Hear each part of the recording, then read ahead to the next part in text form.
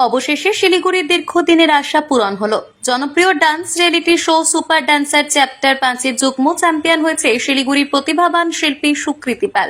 রবিবার গ্র্যান্ড ফাইনালের পরে এই খুশির খবর আসতেই শহর জুড়ে নেমে আসে উৎসবের আমেজ। অপর যুগ্ম চ্যাম্পিয়ন হলো অর্থাশ্রী উপাধ্যায়। ছোট্ট সুকৃতির এই বিশাল জয় এখন আনন্দের ঢেউ আছড়ে পড়েছে শিলিগুড়িতে। ইতিমধ্যেই সে শহরে এসে পৌঁছেছে এবং তাকে ঘিরে ব্যাপক উন্মাদনা শুরু হয়েছে তার বাড়ি হায়দারপাড়া এলাকায়। সুকৃতির এই জয় এবং সাফল্যের উদযাপনে মঙ্গলবার শিলিগুড়ি শহরে একটি বিজয় র্যালি বের করা হবে। এর আগেও সুকৃতি বাংলার জনপ্রিয় dance show dance Bangla dance season 12-এর ফাইনালিস্ট হিসেবে নজর কেড়েছিল।